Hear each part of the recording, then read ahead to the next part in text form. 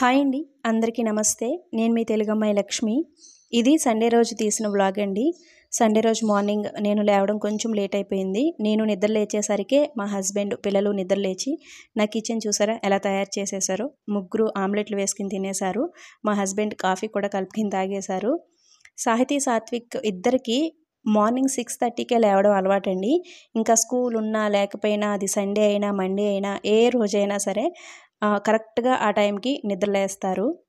ఇంకా నేను నిద్ర లేచిన తర్వాత ఫ్రెష్ అయిపోయి ఒక మంచి కాఫీ పెట్టుకుని తాగాను. రెగ్యులర్గా తాగే అలవాటు లేదు, కానీ సండే అయితే కంపల్సరీ మార్నింగ్ టైంలో కాఫీ తాగుతాను. ఈరోజు పూరి చేద్దాం అనుకున్నానండి. లేవడమే లేట్ అయిపోయింది. ఇంకా పూరి చేస్తే చాలా లేట్ అయిపోతుంది కదా, అందుకని పిల్లల కోసం సింపుల్గా పాస్తా రెసిపీ ప్రిపేర్ చేస్తున్నాను. ఆమ్లెట్ మాత్రమే తిన్నారు కదండి, మళ్ళీ ఆకలి అంటారు కదా, సో అందుకని పాస్తా ప్రిపేర్ చేస్తున్నాను. పిల్లల కోసం పాస్తా చాలా సింపుల్గా ప్రిపేర్ చేసేస్తానండి. టేస్ట్ కూడా చాలా బాగుంటుంది. దీనికోసం మనం పాస్తాని ముందుగా బాయిల్ చేసుకుని పక్కన పెట్టుకోవాలి. అలాగే ఒక ఆనియన్, ఒక టమాటో, ఈ రెండింటిని చాలా సన్నగా తరిగి పెట్టుకోవాలండి. ఇప్పుడు స్టవ్ పై మూకుడు పెట్టుకుని అందులో కొంచెం జీలకర్ర వేసి మనం కట్ చేసి పెట్టుకున్న ఆనియన్, టమాటో ఈ రెండింటిని వేసి బాగా మగ్గించుకున్న తర్వాత అందులో కొంచెం కారం, కొంచెం సాల్ట్, అలాగే మనకి బయట పాస్తా మసాలా దొరుకుతుందండి. పాస్తా మసాలా కూడా ఒక ప్యాకెట్ వేసాను. మసాలా వేసిన తర్వాత ఈ విధంగా ఒక్కసారి బాగా కలిపేసి ఇందులో 1 నుంచి 2 టేబుల్ స్పూన్స్ వరకు నేను టమాటో సాస్ని యాడ్ చేస్తున్నానండి. మీ దగ్గర అవైలబుల్ ఉంటే కనుక, మీ పిల్లలు కొంచెం కారం ఇష్టపడితే కనుక చిల్లీ సాస్ కూడా మీరు ఇందులో యాడ్ చేసుకోవచ్చు. సాస్ వేసిన తర్వాత ఈ విధంగా ఒక్కసారి బాగా కలిపేసి ఇందులో మనం ముందుగా బాయిల్ చేసి పెట్టుకున్న మ్యాక్రోనీ పాస్తా కూడా వేసి బాగా కలుపుకుంటే పిల్లలు ఇష్టంగా తినే పాస్తా రెసిపీ రెడీ అయిపోతుందండి. చాలా సింపుల్గా ఈ విధంగా నేను ప్రిపేర్ చేస్తాను. ఇప్పటి వరకు మీరు ట్రై చేయకపోతే కనుక ఒక్కసారి ఈ విధంగా ట్రై చేసి చూడండి, పిల్లలకి చాలా బాగా నచ్చుతుంది. ఇప్పుడు బయట మార్కెట్లో మనకి రాగి pasta, millet pasta, wheat pasta, multigrain pasta ఇవన్నీ కూడా అవైలబుల్ ఉంటాయండి. అవైతే మనం పిల్లలకి రెగ్యులర్గా పెట్టొచ్చు. అవి చాలా హెల్దీ. పిల్లలిద్దరూ బ్రేక్ఫాస్ట్ చేసిన తర్వాత ఇక్కడ చదువుకుంటున్నారండి. వీళ్ళకి మండే నుంచి ఫస్ట్ యూనిట్ టెస్ట్ ఎగ్జామ్స్, అందుకని రివిజన్ చేస్తున్నాను.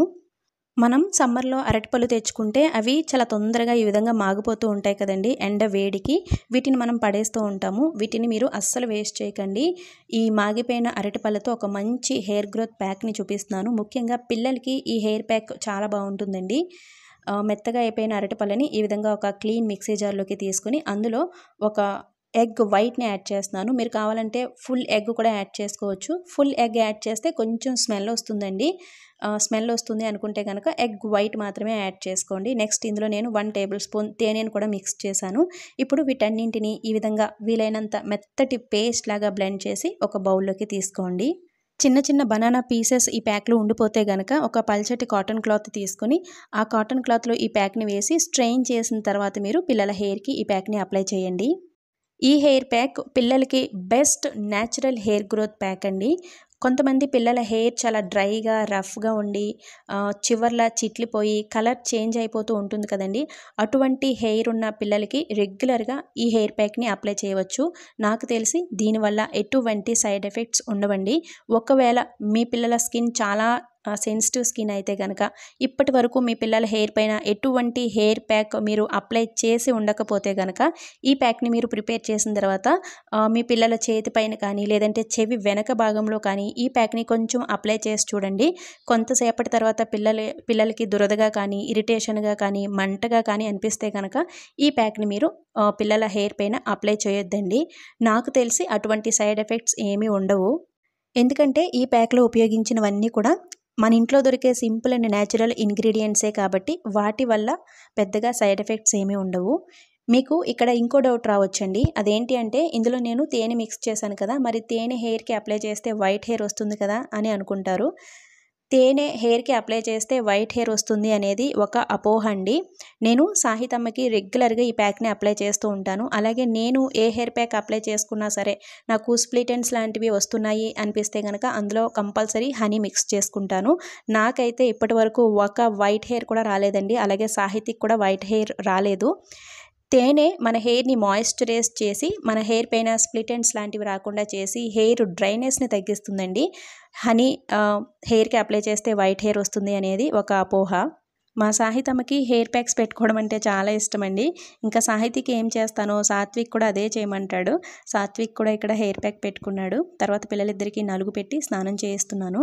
ఈ నలుగు పిండి కూడా నేను ఇంట్లోనే తయారు చేశానండి. ఏ విధంగా తయారు చేయాలి అనేది లాస్ట్ ఒక వీడియోలో చూపించాను. అది కూడా సండే వ్లాగ్లోనే చూపించాను. సమ్మర్లో రెగ్యులర్గా పిల్లలిద్దరికీ నలుగు పెట్టి స్నానం చేస్తూ ఉంటానండి. నేను ఈ నలుగు పిండిలో పాలమేగడ, పాలు 2 వేసి మిక్స్ చేసుకుంటాను. ఈ విధంగా పాలమేగడ వేసి మిక్స్ చేసుకుంటే మనం సెపరేట్గా పిల్లల బాడీ మొత్తం ఆయిల్ అప్లై చేయవలసిన అవసరం లేదండి. డైరెక్ట్ నలుగు పిండిని ఈ విధంగా మిక్స్ చేసేసుకుని వాళ్ళ బాడీ మొత్తం అప్లై చేసేసి డ్రై అవుతూ ఉన్నప్పుడు రబ్ చేస్తూ క్లీన్ చేసేసుకుంటే సరిపోతుంది. సమ్మర్లో ఎక్కువగా స్వెట్ పట్టేసి ఒళ్ళంతా జిగురుగా మనం చేతులతో నలిపితే మట్టి నలుగుతూ ఉంటుంది కదండి. వారానికి 2 సార్లు ఈ విధంగా నలుగు పెట్టుకోవటం వల్ల స్కిన్ చాలా హెల్తీగా ఉంటుంది. పిల్లలకి మాత్రమే కాదండి, పెద్దవాళ్ళు కూడా సమ్మర్లో రెగ్యులర్గా నలుగు పెట్టుకుంటూ ఉండాలి. ఇంకిక్కడ హెయిర్ వాష్ చేసిన తర్వాత మా సాహితమ్మ హెయిర్ ఏ విధంగా ఉందో చూపిస్తున్నాను. హెయిర్ ప్యాక్ పెట్టుకున్న తర్వాత హెయిర్ చాలా చాలా సిల్కీగా ఈ విధంగా మెరుస్తూ ఉంటుందండి. చాలామందికి ఒక డౌట్ ఉంటుంది, అసలు పిల్లలకి హెయిర్ ప్యాక్ పెట్టొచ్చా అని. పెట్టొచ్చండి. మరీ మంత్స్ బేబీస్కి కాకుండా ఒక 3-4 ఇయర్స్ వచ్చిన తర్వాత హెయిర్ ప్యాక్స్ అనేవి పెట్టొచ్చు.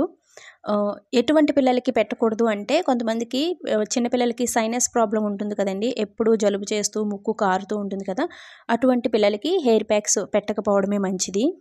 పిల్లలకి ఇంట్లో ఉండే సింపుల్ అండ్ న్యాచురల్ ఇంగ్రీడియంట్స్తోనే ఈ విధంగా హెయిర్ ప్యాక్స్ని ప్రిపేర్ చేసి రెగ్యులర్గా పెడుతూ ఉండండి. మరీ వాళ్ళ స్కిన్కి పడని బయట నుంచి తీసుకొచ్చే కెమికల్ బేస్డ్ హెయిర్ ప్రొడక్ట్స్ ఏవి కూడా పిల్లల హెయిర్ పైన యూస్ చేయొద్దండి. చూసారు కదా, మా సాహితమ్మ హెయిర్ పైన ఒక్క స్ప్లిట్ ఎండ్ కూడా లేదు. నేను రెగ్యులర్గా సాహితీకి ఆముదం నూనె, కొబ్బరి నూనె 2 మిక్స్ చేసి అప్లై చేస్తూ ఉంటానండి. ఎప్పుడైనా హెయిర్ డ్రై అయింది అనిపిస్తే కనుక ఈ విధంగా న్యాచురల్ హెయిర్ ప్యాక్స్ అప్లై చేస్తూ ఉంటాను. ఇటువంటి న్యాచురల్ హెయిర్ కేర్ రెమెడీస్ మరిన్ని కావాలి అనుకుంటే కనుక తప్పకుండా కింద కామెంట్ చేయండి. మరిన్ని న్యాచురల్ రెమెడీస్ అప్కమింగ్ వీడియోస్లో షేర్ చేయడానికి ట్రై చేస్తాను. అలాగే వీడియోని చూస్తున్నారు కానీ లైక్ చేయట్లేదు ఫ్రెండ్స్. మీరు వీడియోని లైక్ చేయటం వల్ల ఈ వీడియో మరికొంతమందికి షేర్ అవుతుందండి. మీరిచ్చే ఒక చిన్న లైక్ నాకు మరిన్ని మంచి వీడియోస్ చేయడానికి చాలా యూజ్ అవుతుంది. వీడియో చూస్తున్న ప్రతి ఒక్కరూ వీడియోని లైక్ చేయండి ఫ్రెండ్స్. ఇంకెక్కడ నేను ఈరోజు సండే కదా, సండే స్పెషల్ మటన్ మామిడికాయ కర్రీ ప్రిపేర్ చేస్తున్నాను. ఈ కర్రీ ప్రిపేర్ చేసుకోవడం కోసం నేను ఇక్కడ 1 kg మటన్ తీసుకున్నాను. మటన్ని వాటర్తో 2-3 సార్లు నీట్గా క్లీన్ చేసుకున్న తర్వాత అందులో కొంచెం పసుపు, ఉప్పు, కారం, అలాగే అల్లం వెల్లుల్లి పేస్ట్ కూడా వేసి అందులో ఒక 1/2 గ్లాస్ వాటర్ కూడా వేసి ఈ విధంగా స్టవ్ పై కుక్కర్లో పెట్టేసుకున్నానండి. నేను ఫస్ట్ ఈ మటన్ని బాయిల్ చేసిన తర్వాత కర్రీ ప్రిపేర్ చేసుకుంటున్నాను.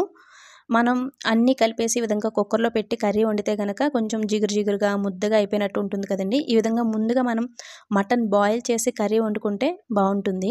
మటన్ని ఈ విధంగా మనం ముందుగానే కుక్కర్లో పెట్టుకుని ఒక 5-6 విజిల్స్ వేయించుకుంటే మటన్ చాలా బాగా ఉడికిపోతుందండి. అలాగే మటన్ ఉడికించగా వచ్చిన వాటర్ ఉంటుంది కదండి, ఆ వాటర్ని కూడా అస్సలు వేస్ట్ చేయొద్దు. ఇప్పుడు మనం కర్రీ ప్రిపేర్ చేస్తున్నప్పుడు ఆ వాటర్ని యూస్ చేసుకుంటే టేస్ట్ చాలా బాగుంటుంది. ఈ కర్రీ తయారు చేసుకోవడం కోసం స్టవ్ పై ముక్కుడు పెట్టుకుని అందులో ఆయిల్ వేసి నేను 1 టేబుల్ స్పూన్ వరకు అందులో షాజీరా వేసానండి. నేను ఏ నాన్ వెజ్ రెసిపీస్ ప్రిపేర్ చేస్తున్నా సరే ఆయిల్లో కొంచెం షాజీరా వేసుకుంటాను. ఫ్లేవర్ చాలా బాగుంటుంది. ఇప్పుడు ఇందులో ఒక 2 పెద్ద సైజ్ ఆనియన్స్ని సన్నగా కట్ చేసి పెట్టుకున్నాను. అలాగే ఒక 3-4 పచ్చిమిర్చి కూడా చిరుకులుగా కట్ చేసుకుని ఇందులో వేసేసి ఆనియన్స్ని ఈ విధంగా బాగా మగ్గించుకోండి. ఇప్పుడు ఒక 2 పుల్ల మామిడికాయలని తీసుకుని వాటిని పైన ఈ విధంగా చెక్కు తీసేసి సన్నగా ముక్కల కింద కట్ చేసి పెట్టుకోండి. ఇప్పుడు పచ్చి మామిడికాయలు బాగా దొరికే సీజన్ కదండి, వీటితో మన సైడ్ చాలా రెసిపీస్ ప్రిపేర్ చేస్తూ ఉంటారు. ఈ విధంగా మటన్ మామిడికాయ పప్పు, మామిడికాయ పచ్చిరేలు, ఇలా చాలా రెసిపీస్లో మామిడికాయని వేస్తూ ఉంటారు. మామిడికాయ వేసి మనం ఏ కర్రీ ప్రిపేర్ చేసినా సరే తినడానికి నోటికి చాలా రుచిగా పుల్లగా బాగుంటుంది కదండి. ఇక్కడ ఆనియన్స్ బాగా మగ్గిపోయాయి. ఇందులో నేను 1 టేబుల్ స్పూన్ అల్లం వెల్లుల్లి పేస్ట్ వేసాను. పుల్లటి కూరల్లో మనం ఎక్కువగా మసాలాలు వేసుకొని అవసరం లేదండి. నేనైతే వేయను. మా ఇంట్లో ఎవరో కూడా పుల్లటి కూరల్లో ఎక్కువ మసాలాలు యూస్ చేయరు. అల్లం వెల్లుల్లి పేస్ట్ కూడా ఎందుకు అంటే ఆ నాన్ వెజ్ స్మెల్, నీచు స్మెల్ రాకుండా ఉండడం కోసం వేస్తాము. ఇటువంటి పులుపు కూరల్లో పులుపుని డామినేట్ చేసే మసాలాలు ఏవి కూడా యాడ్ చేయకపోవడమే మంచిదండి. వేసినా కూడా వాటి ఫ్లేవర్ మనకి పెద్దగా తెలీదు. ఇప్పుడు నేను చూపించిన విధంగా మీరు ఒక్కసారి వండుకొని చూడండి, టేస్ట్ చాలా బాగుంటుంది. ఆనియన్స్ బాగా మగ్గిపోయిన తర్వాత ఇందులో మనం ముందుగా ఉడికించి పెట్టుకున్న మటన్ వేసి ఇందులో కొంచెం పసుపు, రుచికి సరిపడా ఉప్పు, కారం, ధనియాల పొడి కూడా వేసి ఈ విధంగా ఒక్కసారి కలిపేసి మూత పెట్టి ఒక 5 నిమిషాల పాటు ఉప్పు, కారం ఇవన్నీ కూడా మటన్కి బాగా పట్టేలాగా మూత పెట్టి మగ్గించుకోండి. ఈ విధంగా ఒక 5 నిమిషాల పాటు బాగా మగ్గించుకున్న తర్వాత ఇందులో మనం ముందుగా మటన్ని ఉడకబెట్టినప్పుడు వచ్చిన వాటర్ ఉంటుంది కదండి, ఆ వాటర్ వేసుకోవాలి. ఈ విధంగా వాటర్ యాడ్ చేసిన తర్వాత ఇందులో మనం ముందుగా కట్ చేసి పెట్టుకున్న మామిడికాయ ముక్కలు కూడా వేసేసి ఒక్కసారి కలిపి మూత పెట్టి కూర దగ్గర పడే వరకు ఉడికించుకుంటే మటన్ మామిడికాయ కూర రెడీ అవుతుంది. ఎక్కువ మసాలాలు లాంటివి లేకుండా చాలా సింపుల్గా మటన్ మామిడికాయ కూరని ఈ విధంగా మనం ప్రిపేర్ చేసుకుంటే టేస్ట్ చాలా బాగుంటుందండి. ఇందులో మీరు ఓవర్గా మసాలాలు వేసి చేసినా కూడా వాటి ఫ్లేవర్ తెలీదు, అలాగే టేస్ట్ కూడా మారిపోతుందండి. ఆ పులుపు ఫ్లేవర్ మీకు బాగా తెలియాలి అనుకుంటే కనుక ఇప్పుడు నేను చూపించిన విధంగా ప్రిపేర్ చేసుకుని తిని చూడండి, మీకు చాలా బాగా నచ్చుతుంది కూర. ఈ విధంగా కూర దగ్గర పడిన తర్వాత లాస్ట్లో కొత్తిమీర కూడా వేసుకోండి. నేను ఈ కర్రీ ఐరన్ కడాయిలో ప్రిపేర్ చేశాను కదండి, నేను చాలా వీడియోస్లో చెప్పాను. ఐరన్ కడాయిలో మీరు ఏ కర్రీ ప్రిపేర్ చేసుకున్నా సరే అది కొంచెం చల్లారిన తర్వాత ఈ విధంగా వేరొక బౌల్లోకి తీసుకుని పెట్టేసుకోవాలండి. మీరు సాయంత్రం వరకు ఈ కర్రీని ఇదే ఐరన్ కడాయిలో ఉంచితే కనుక టేస్ట్ మారిపోతుంది, కలర్ కూడా చేంజ్ అవుతుందండి. కర్రీ కొంచెం బ్లాక్గా అయిపోతుందన్నమాట. అందుకని ఐరన్ కడాయిలో ఏ కర్రీ ప్రిపేర్ చేసుకున్నా సరే, ముఖ్యంగా పులుపు కూరలు ప్రిపేర్ చేసుకుంటే కనుక వెంటనే వేరొక బౌల్లోకి తీసుకుని పెట్టేసుకోండి. ఈ మటన్ మామిడికాయ కర్రీని నా స్టైల్లో ఈ విధంగా ఒక్కసారి ప్రిపేర్ చేసి టేస్ట్ చేసి తప్పకుండా తిరిగి మళ్ళీ నాకు కామెంట్ చేసి చెప్పడం అస్సలు మర్చిపోవద్దండి, కర్రీ ఎలా ఉంది, ఎలా వచ్చింది అనేది. నెక్స్ట్ ఇక్కడ పిల్లల కోసం రసం కూడా ప్రిపేర్ చేశాను. మా ఇంట్లో ఏ నాన్ వెజ్ రెసిపీస్ చేసినా సరే పక్కన కంపల్సరీ రసం కూడా ఉండాలి. ఈ రసం కూడా ఏ విధంగా తయారు చేసుకోవాలి అనేది నా పాత వీడియోస్లో ఒక వీడియోలో చూపించానండి.